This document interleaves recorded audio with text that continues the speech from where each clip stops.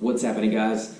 Today I wanted to kind of just show you a video of how I set up my drop shot rig. I just want to show you everything from the type of rod that I use, the line, the hooks, the weight, the reel, and some of the baits, and kind of like where I like to fish it. But before we get started, I had recently this year just really started fishing the drop shot rig. Guys, I do tons of research on YouTube, magazines, you name it. I'm a part of the Bassn University membership, and I watch tons of those videos. But guys, I watch a lot of live as well. I watch the MLF live, I watch the Bassmaster live, the Opens, some of the FLW stuff. Guys, I watch, I eat, sleep, and just breathe fishing. So there's never enough to learn about fishing. So I'm consistently just trying to learn. But these past couple of years, and if you guys are huge fishermen too, you probably know and realize that a lot of these guys are winning tons of these events off of drop shots. Not too long ago, I wanted to fish some of the Bassmaster Opens as a co-angler, and I did a lot of research about co-angling, and the #1 setup that everybody talked about that you must have on the boat as a co-angler is a drop shot rig. So, you know, I've seen a lot of these guys just wearing them out, winning events on this setup and this technique, and I got on board this year and I absolutely fell in love with it. I fell in love with it so hard that I went and I bought tons of different baits to try out, and I even bought my own tackle box that is specifically designed for drop shotting, I guess you can say. But guys, it's a huge trend right now. Everybody is doing it. A lot of guys are winning events, like I just mentioned. They're winning tons of money on the drop shot rig, and I highly recommend it. I highly believe that if you do not have it in your arsenal, that you are falling behind everybody else. Guys, when the bite gets tough, you know, a lot of people say, you know, slow down, go a little bit more finessey.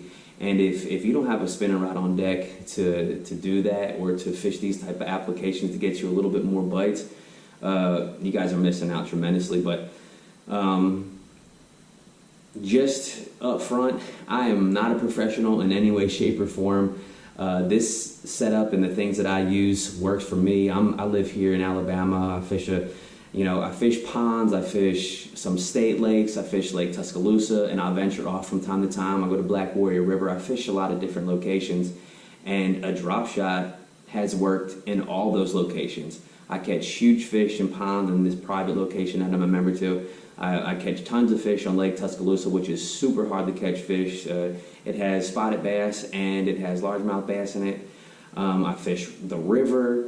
You know, a lot of these different bodies of water, you know, some of the lakes might be clear, some of them might be really dirty, what have you. Some have current, no current, and a drop shot rig catches them anywhere. So if you guys are struggling, you know, you might want to go ahead and start the drop shot. Now, right up front, I highly believe that there is no right way or wrong way to fish this. And what I mean by that is, like, I see guys fish different size rods, different size lines, different baits, using different bait casters, different spinning reels, and you know, they're doing so many different crazy things. Like I said, I've seen guys from using like 2-pound tests, and I think Andy Morgan this year had talked about how he punch drops or something along those lines, where he uses super heavy equipment with a really heavy bait, sets it up just like a drop shot, and like punches it through mats and flips it into vegetation and does like all this crazy stuff. And you know, so I feel like there is no wrong or right way to fish it. And then I got on thinking, the only right way to fish it is to have it on hand at all times, have it on the deck. The only wrong way to fish it is to not have it available. So you know, have it available at all times. If you're not really sure, you know, what a drop shot is, or, you know, you're not really sure about how I'm doing it, guys, do your research on drop shotting and figure out what works best for you. Over you know, this past year, it was all about trial and error, just out there trying certain things, trying different rod sizes, different lines and stuff like that. You know, for example, I was out there fishing about like 20-pound line or 30-pound braided line to a leader, and you know, this year watching Jacob Wheeler, Dustin Connell, Ryan Salzman, and some of the guys in the Elite Series, these guys are using like 10-pound braid or like 12-pound braid. They're not even going up super high. A lot of the times they're fishing open water when they go super light like that. So I highly recommend, if you guys are going to be around a lot of vegetation or some cover, you probably want to upside that or upscale that line just to be a little on the safer side. But let's go ahead and get to the rod. I absolutely love a 7-foot rod. I have different types of rods. I'm not going to sit here and try to promote a certain rod, but a 7-foot rod feels super comfortable in my hand. I love a medium powered rod. A lot of the times when I'm out there fishing and I set the hook, having that flex, I feel helps me with a lot of less break-offs. And then on top of that, I feel like it helps me assist in that fight with that fish. So when it's shaking its head, you know, it's not a super stiff rod where I feel like it's going to, you know, either bend the hook out or rip a hole in his mouth and the hook come out. But I really love a medium powered rod. All right, so let's talk about the reel. There's a couple different things that I want to mention about the reel. So make sure you listen up about the reel. It's super important. Now, from the research that I did before I started drop shot fishing, a lot of guys were using a 2500 series reel and a 3000 series reel. I feel like a 2500 series reel is perfect. It's got enough line in it to fight really big fish. It's super light. It's a little bit more compact than a 3000 series reel. So a 3000 series reel or a 2500 series reel is perfect. Like I said, it's all trial and error. Whatever is comfortable for you, go ahead and try it and, you know, stick with it. But another thing too that is super important about a reel is having a really good drag system. And you know, if you're out there and you're specifically trying to target like bass, you know, you don't need a drag that's like 80-pound drag. And a lot of the times you'll see a lot of anglers, and I've seen them do it this year through watching live. You know, every time they have a fish on, they're either tightening up the drag. This is it right here. Get over the camera. Right here. They're either tightening the drag or they're loosening, tighten or loosening. And you know, that's one thing that I want to really mention is that when you're out there fishing and your drag is set too loose, you know, you may not penetrate that hook. And then on top of that, the reverse side, if it's too tight and you set the hook, you may snap off. So when you're out there fishing, adjust this accordingly. A lot of the time, this is exactly what I do. I will grab my main line, I'll grab my line, and I'll act like I'm pulling fish. And as you can see, that reel is clicking. It actually feels a little too hard or a little too heavy. So I'll loosen it up just a tad bit, and I'll set the hook, and I can feel that drag pulling out immediately. It feels strong enough to penetrate the hooks that I use, and it doesn't feel too weak to where those hooks will not penetrate. So setting the drag is super important. Every time I'm out there, every cast almost, even when I catch a fish, because as I'm catching a fish, I loosen the drag just to make sure that, you know, I'm not snapping off and I'm tiring or wearing that fish out, just to where I can go ahead and, you know, grab them with my hand. But every cast, every time I'm out there fishing, I will cast out, I grab my line with my hand, and I just give it a little pull. If it feels like it's super loose, like it feels like it is right now because I just loosened it, I'll just give it a, you know, a little, not a full turn, but just a little couple or a couple clicks. Then I'll pull it. If it feels a little too strong like it is right now, maybe one click. Feels perfect now. And like all the anglers say, to be better at anything, to be better at bass fishing, the more time you spend on the water, the better you're obviously going to be. Well, the more you have a spinning rod in your hand, the more you're fishing a drop shot, the better you'll be at setting the drag to where you know when you pull it that it's at the right drag power, I guess you could say. But that is super key. Every cast, pull it just to see where it's at. If it feels too light, give it maybe 2 clicks. Give it a pull. If it feels too hard, maybe go back a click. But that is super important. If there was anything that was really important about your reel in a spinning setup, is how to regulate that drag. Like I said, you do not want to break off, and also you want to be able to penetrate that hook. All right, let's get to the line.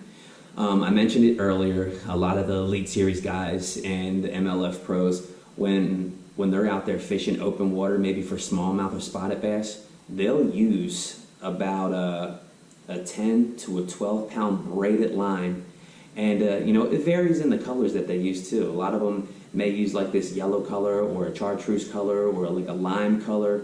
I've seen a couple guys use white, but that's all personal preference. So, pick the color that you feel is best. A lot of the times they pick these types of colors because when you throw out and that line is sitting on the water, if it's really windy or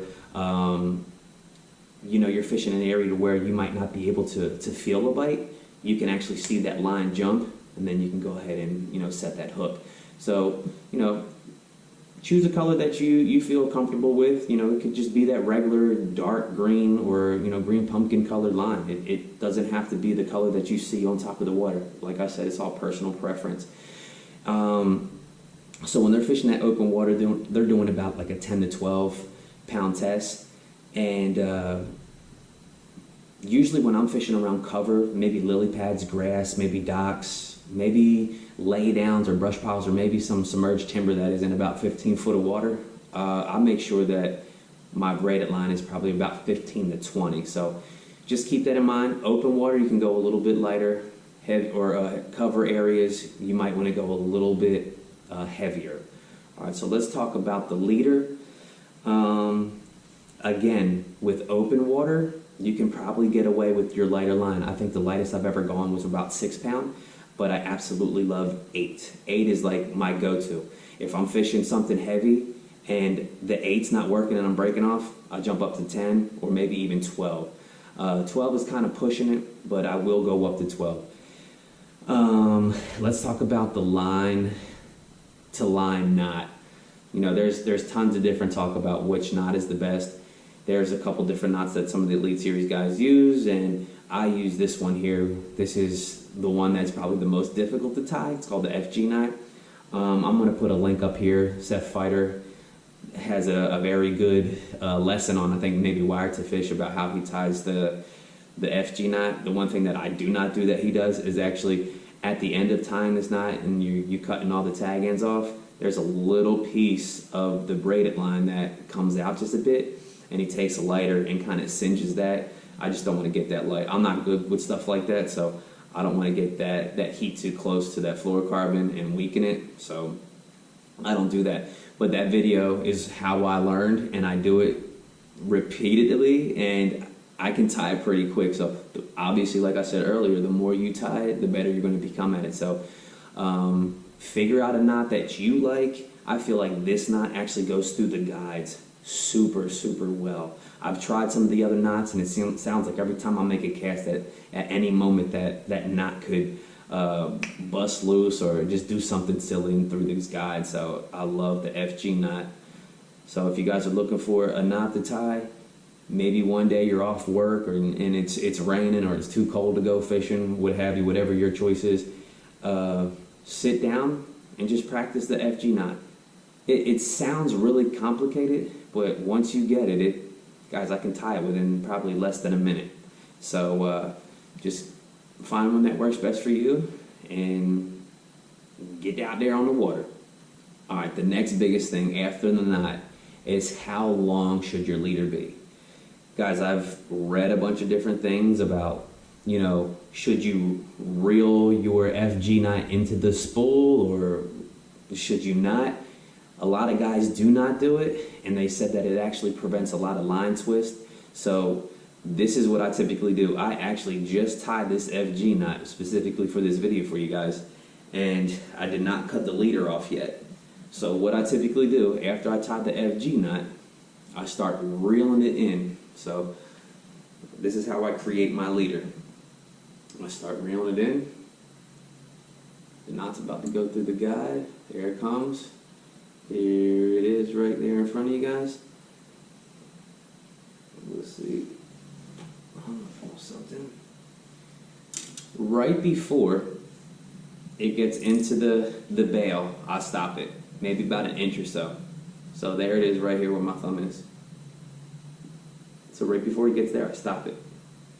Now I grab my leader line, and this is how I measure it. I take it, and I stop it right here at the butt end. Right there at the butt end. So I'm going to take my line, I'm going to hold it right where I had it marked, and I'm just going to snip it. Right there. So, how long is that? Well, if you measure from maybe here to where that knot is, it might be a foot. This is a 7-foot rod, so take a foot off 7 is 6. From the tip all the way to the butt end is 7. So it goes up about 6 and it comes down 7. 7 and 6 is what? 13? 13-foot leader. That's what I use. 13-foot leader. Alright, so after we cut the leader, we need to talk about the hooks. Guys, and hooks are also personal preference. Like I said, I watch a lot of live, I watch a lot of Bass University, I watch a lot of YouTube videos. But when I'm watching live on MLF and the Bass Masters, a lot of the times these guys will post on their social media the hooks that they use, the weights that they use, and the baits that they use. And a lot of that is due to their sponsorships. So you can see what they're using. If you like this guy's, technique or baits and his hooks, try them out. If you like this guy's, try his out. One tip that I can leave you here is that Aaron Martens was probably the #1 best drop shot fisherman out there. And anybody out there will tell you that. He's got tons of videos out there on exactly how he sets it up. Guys, I use the hooks that he recommends. I use the line size that he recommends. I use the baits that he recommends. I use a lot of things that he recommends. And on top of that, I have a bunch of stuff in my little drop shot box that, maybe they're hooks that Dustin Connell uses, or Jacob Wheeler, or maybe Justin Lucas. So I venture off from time to time. It just depends on the situation. But back to the hooks, I use 2 different hooks. I use a regular drop shot hook, and then I use a drop shot hook that is meant to be weedless, and I'll show you a picture of that here in a second. But let's talk about the hooks. The regular hook right here that I'm going to show you, that has that little bait fish on it, that hook is more so to be fished exposed. So you can nose hook it, you can wacky hook it, however you want to hook it. But usually I'll fish that if I'm literally dropping down on a fish or casting out in open water and maybe reeling that bait in. Don't forget drop shot. You can do anything with a drop shot. You can, you can pop it off the bottom. You can crank it. You can just do a slow one. You can drag it. There's tons of different things that you can do with a drop shot, which makes it super versatile. But, anytime I'm out in open water where I know that there's not a lot of cover and I can see these fish, maybe even suspended, I will use that open hook just because it allows you to get a better hook in that fish, or a better hook up to catch ratio when that hook is already exposed. You don't have to penetrate that soft plastic in order to get that hook to get in that fish's mouth. But so that's what I typically do. I do not fish that hook a lot. With the weedless drop shot hook, you can still do all the same things that I just mentioned in open water. You can throw it, you can reel it in, and they can eat it. You can literally drop down on them with that same hook, or I'm sorry, with this hook, and you can vertically set that hook and still catch them, because I've done it. The hook that I absolutely love is that, I think it's that 1/0 drop shot weedless hook. It's got a little barb in it to keep that bait up front, almost like a Texas rig, and then you just penetrate that hook in it. I don't put it all the way through and expose it. I just stick it through almost all the way to where it's almost through, and I do that all the time. That hook is the hook that I fish with 99% of the time. I absolutely love it. And I use a smaller version of that hook. Like I said, it's a 1/0 or maybe a 1. I have a couple 2s in there as well, but I don't really switch back and forth. The only time I do that, switch back and forth on those hooks, if I'm going to fish a soft plastic that may be a little thicker than normal. That's the only reason why I do that. If I'm fishing these Roboworms that I want to be showing you here in a second, I try to get away with the thinnest one possible, the smallest one possible. On top of that, I try to use a Roboworm that is about 4.5 inches anyway, so it's kind of small. But let's go ahead and tie a hook on. And I'll show you exactly which type of knot that I use to tie this on, exactly how I do it. So here is the weedless drop shot hook. I'm going to take it out of this worm real quick, Roboworm. Let me see if you guys can see this. I'll try to get it up close. It's got a little barb here on the top, and this is a small little hook. This is a drop shot hook. It's a little bit longer than your traditional one. Let's see, I got it right here. It's actually hooked onto here. But you can see the difference. I mean, this one is way bigger. It's actually super small. It's a light wire hook too. It's kind of flexible, but it's super strong. I've caught giants on it. All right, so let's get to it. What I typically do, the hook should be pointed up. Not up like this, but like across. The hook should be up. This would be down. This would be up.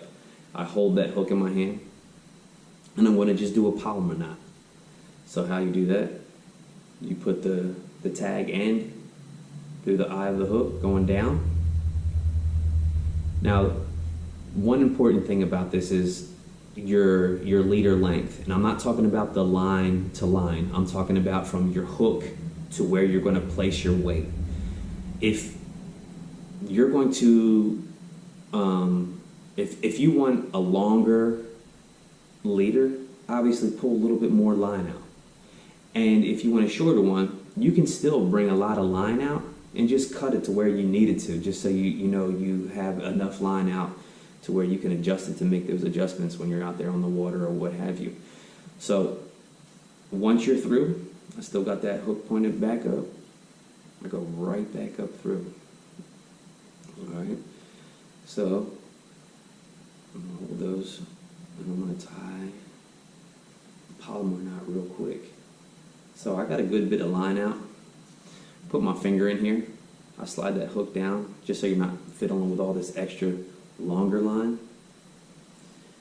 Just tie a polymer knot. If you're not really sure how to tie a polymer knot, guys, they got videos all over the internet about how to do that.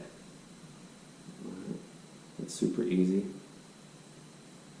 When you get it wet, cinch it down fairly easy, because you don't want to burn the line. If you burn the line, you weaken that line, and then on top of that, you know, that creates tons of break-offs. All right, so keeping that, well, let's just say you just left it like that. All right, if you leave it like that, it's probably going to be, you know, sitting off to the side or maybe even upside down. And if that is the case, what you do next is you take this tag end, take the tag end, hold the hook upright, and then put that tag end back through the eye of the hook. Now that bait should be standing perfect.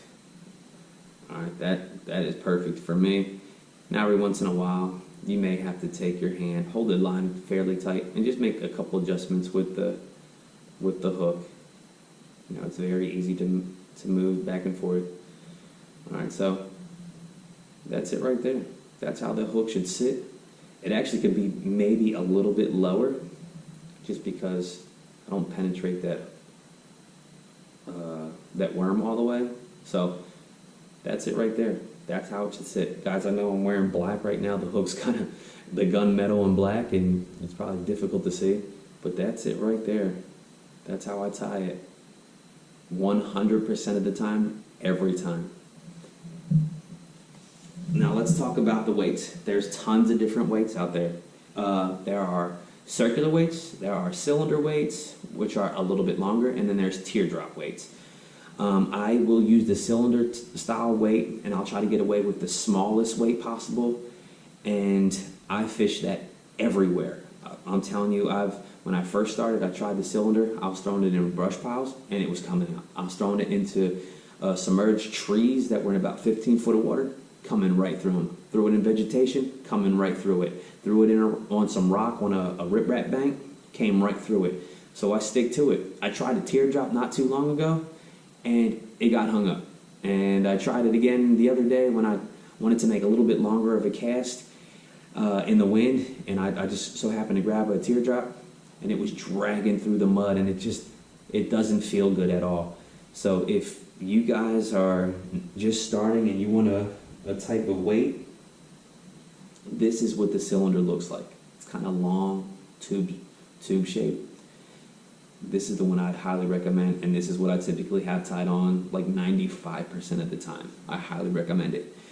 Now, I don't know if you can see this, but the tie, the weight tie, with the little area that you tie in, it's actually circle.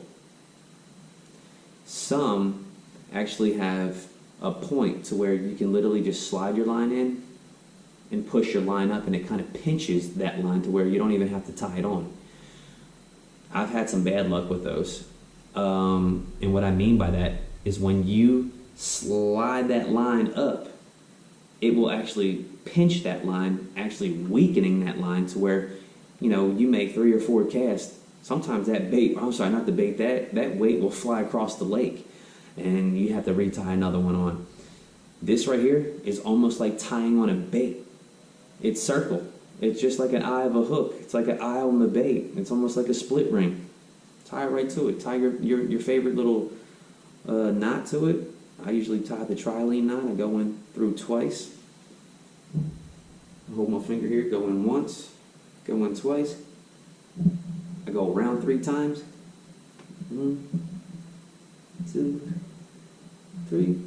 Put it back through both of those holes. And just cinch it in. Just like that. Top. So this is what it looks like right there. I hope you can see that.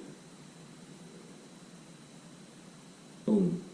This rig right here is one of the most deadliest rigs that I have ever fished. I'm telling you right now, hands down, if you do not have this on your deck, you are missing out. Guys, this year, when I was fishing this bait, when I started, and it wasn't too long ago, let me see how long ago it was. Let me just pull it up on my Instagram. Let's see. Maybe this one.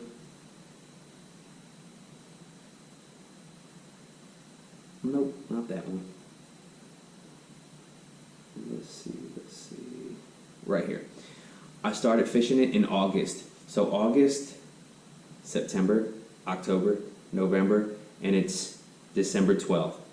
So not even 4 months. I don't know if you can see this, but the first day I went out, I caught this Mondo in 15 foot of water in submerged timber. What did he weigh? 932. 932 on all this light gear. The first day I went out, I caught about 18 fish, the biggest being that 932 in 15 foot of water in some submerged timber. I was hooked ever since. So a 932. Last week, I caught a 956 at a different lake. This past Saturday, I went, so hold on, what's today, the 12th? Which is what, Monday? No, it was yesterday. I went fishing yesterday, and I caught a 776 maybe. Guys, a drop shot rig does not just catch small fish. It will catch absolute giants. I've been hooked ever since. So almost 4 months, and guys, I have 1, 2, 3, 4, 5, 6 spinning rods now. 3 of them have drop shots on it that have different leader lengths to it. It is just super deadly. Super deadly. let's talk about some of the baits real quick. And with the baits, guys, I keep it super simple. I mean, unbelievably simple. What do bass love? Worms and fish. Worms and fish. Guys, this right here will catch fish around the world. It is a Roboworm. It is, I swear, it is designed specifically for drop shot. This is the 4.5 inch morning dawn color. No matter where I go, no matter what color the water is, no matter how deep the water is, when I fish a drop shot, if I use this right here, I will catch them. That 932 that I caught, the picture that I showed you, was this worm right here. Was this worm right here. Now that 956 that I caught was actually on a shad style type looking bait. The other day when I caught, or yesterday when I caught that 776, guess what? I used a Roboworm. It was this Prism shad color. It's got some translucent, it's got some blue, and it's got a little bit of flake in it. Kind of mimics a shad. It's the 4.5 inch. I'm telling you right now, if you love to fish a worm, if you're a Texas style guy or a shaky head guy, try this rig. I'm telling you right now. And when a big mama jamba like that eats that bait and you pull and you set that hook and you hear that drag scream, there's something about that. There's something about that spinning rod drag, that screaming when you're fighting and you're cranking them in and he starts pulling that drag out, that just that sound is almost like when somebody makes a swish in basketball, that when somebody swings that baseball bat and hit the sweet spot on the bat and it sends it sailing over the fence. It is just amazing. I'm just telling you right now. So on that drop shot weedless hook, I would highly recommend a lot of worms on this. A lot of worms. Fishing a shad oriented bait on here, or a fish style looking bait, whatever it is, I typically will fish on the other hook. Now, you can get it on here, it just sometimes it's a little weird. And what I mean by that, just the way you put it through, like if you put it in there and sometimes the tip is bending down a little bit and the boot tail comes up, it doesn't really sit too well on here. It's not like an EWG hook when you're fishing it. And you know, if you're struggling with it and you want an EWG hook on here, I don't see why not. Like I said, everything's trial and error. If you want a swim bait on here, put a light wired, really small, maybe a 1/0 EWG hook on here. I'm pretty sure you'll catch them. I'm almost positive you'll catch them. I know you'll get bites. But here's another worm that I absolutely love, and this is maybe like your cheaper version, but this is the G-Finesse worm, and it's just black. Just black. I mean, I've absolutely smashed them on just a black worm like this. And the craziest thing about this worm here, it doesn't have salt in it, I don't think. It doesn't have a lot of salt. Yeah, it's got salt in it. But when I set it out there, I'll drop it in the water just a little bit to kind of see what it does, and it will lay perfectly straight in the water column. You give it a little tip or a little poke, it has a little bit of movement to it. But this right here is fire. This G-Finesse worm. Try it out. And like I said, it's all trial and error. Fish your favorite colors. I mean, if you like green pumpkin, fish it. If you like a translucent blue flake, whatever, purple back, pink tail, whatever, put it on. I'm telling you, this rig is absolutely fire. I have a shad on here. This is kind of how I hook the shad type baits. As you can see, I have it nose hooked. So usually when I fish the shad oriented baits, it looks like this. Not too long ago, I was fishing this hook right here with a boot tail Keitech. I think it's maybe a 2-point something. I had it out here. Where are you at? I don't know if you had it out. Oh, I just took one out of the pack. But this is a Keitech right here. It's a 2.8 maybe or 2.5. It's super small. And what I did to that, I nose hooked it. Just like that. Just a small little nose hook. Right to the tip of the nose. I threw it out, hit bottom, and just slowly cranked it in. Guys, I wore these fish out. Wore them out. I think I went through 2 bags of these, catching them. 2 bags. But what this does is, it sits out there in the water, especially this time of the year when the bass are after shad. Sometimes they're after super small shad. Use a small little Keitech 2.5 or 2.8, I forget what it is. Use this, or maybe even use something a little bit smaller. I was just creeping it on the bottom, almost like a crankbait. I made sure that I felt bottom contact the entire time. Just keeping it on the bottom. This little thing is staying down on the bottom. The little boot tail's going to work. And they were smashing it. The hook up to catch ratio was insane because the hook's already exposed. Once they inhale it, you set the hook vertically. I think every one that I caught was right there on the top of the mouth, on the lip, the upper lip. Got them every time. But guys, like I said, keep it simple. If you like to fish a worm, put your favorite worm on it. If you like to fish, or not that you like to, but if it's the time of the year where those bass are specifically targeting those shad, especially when the summer to fall transition, or even in the wintertime, put a shad style bait on there. Like I said, it's all trial and error. Figure out the ones that you like the best. You can even put like a little Fluke Junior on there. I had that bait. And if, like I said, if you like a worm, I have this Prism color. It's a worm, but it's the color of a shad. Just keep it simple. Super simple. I'm going to show you a couple of these catches. I actually didn't get that 932 on camera.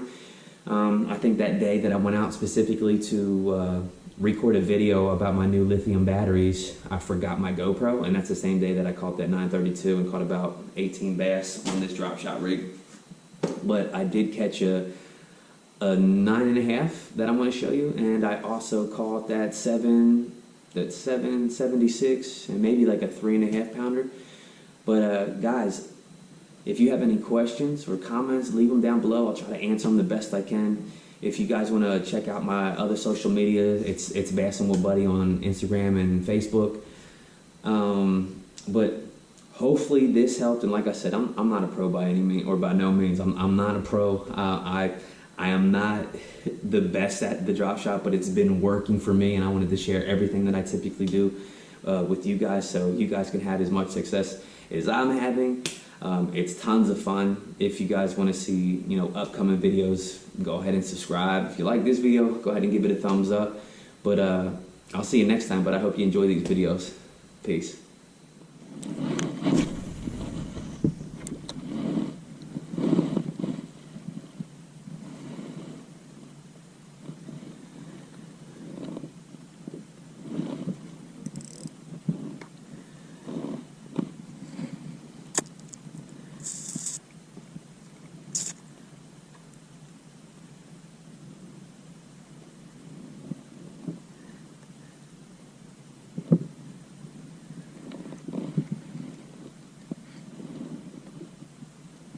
I think we got something on.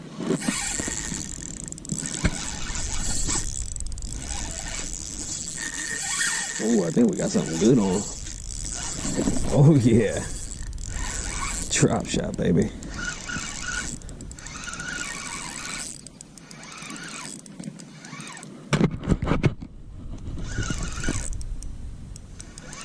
Right on this point.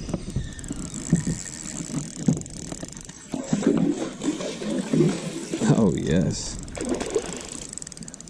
that's a beast.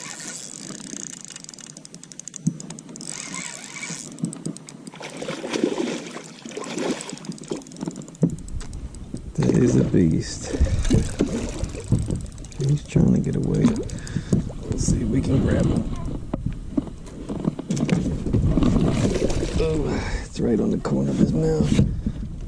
Holy cow. Guys, look at that fatty. Oh my god. Bro, That thing is huge. Right in the mouth. Oh yeah. Yeah, going nowhere. Man, this thing is huge. Huge.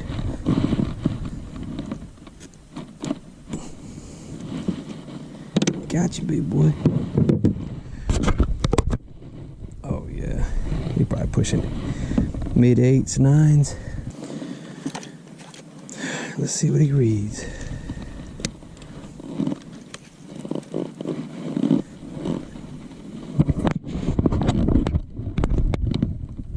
You can see that. 956.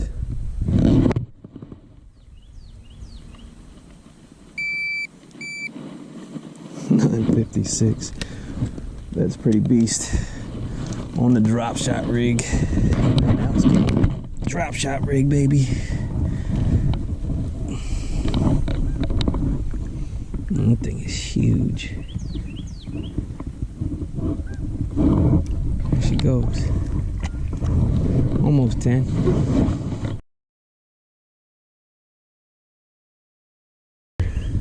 We caught it right here on this point right here. It doesn't have super deep water to it, but it does have some of this vegetation. It looks like a lot of it's died off, but I do see a little bit of green, which, you know, they say around wintertime find the greenest grass. You know, there's a green little hole right there. But yeah, that was pretty sweet. The drop shot, baby. Here it is right here. It is a Netbait. It's a Netbait by American Bait Works, and it's got the right here the bait fuel already in it. You know, everybody's talking super high. We're talking highly about that the bait fuel and how amazing it is. And it's actually fused inside it. Right here, it almost looks like a Berkeley Power, a Berkeley flatworm, Berkeley Maxent flatworm, I guess you can say. But it's a 4.5 inch, the Lollipop DS by Netbait.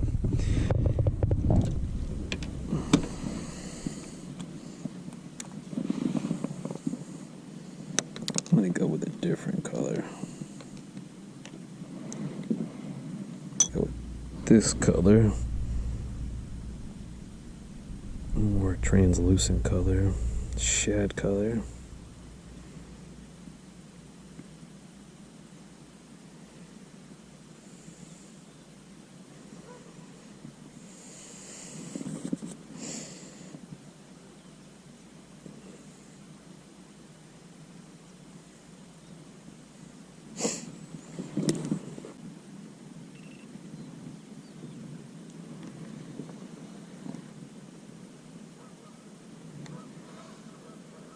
All right, we got something on it. Something good too, boy. Holy cow. Whoa. We got something real good on. Oh.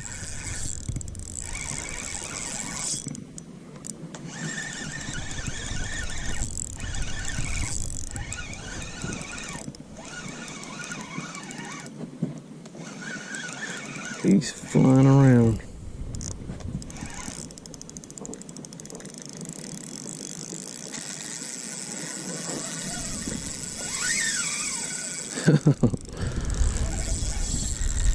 Right off of this main lake point.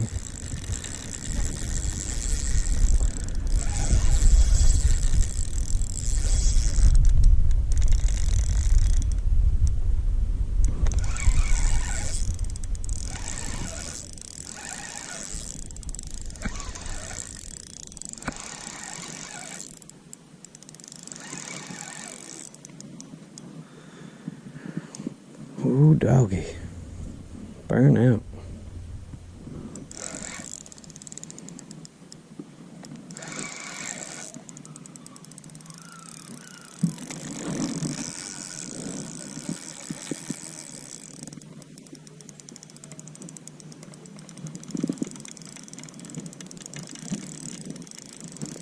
He's fighting us good.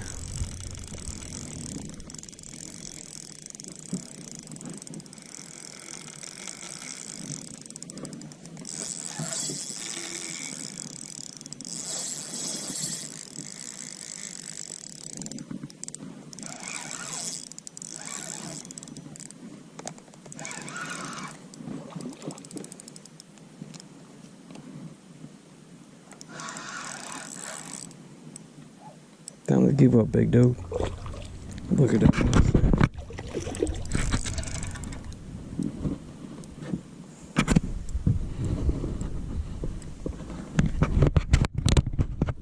Giant. Come on.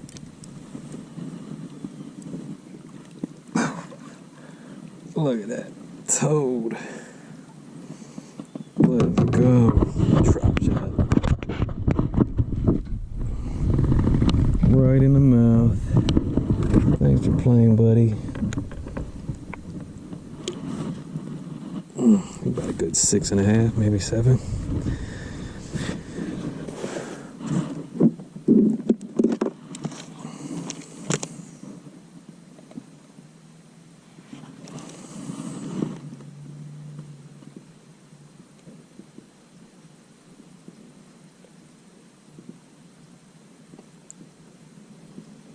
Good old drop shot.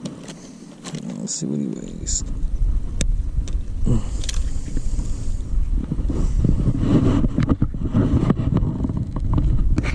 You see it? 769.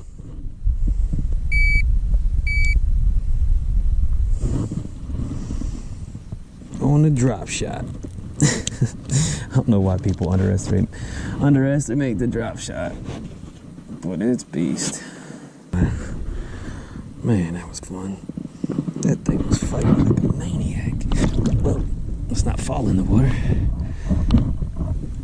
Alright, man, we appreciate that. That was fun.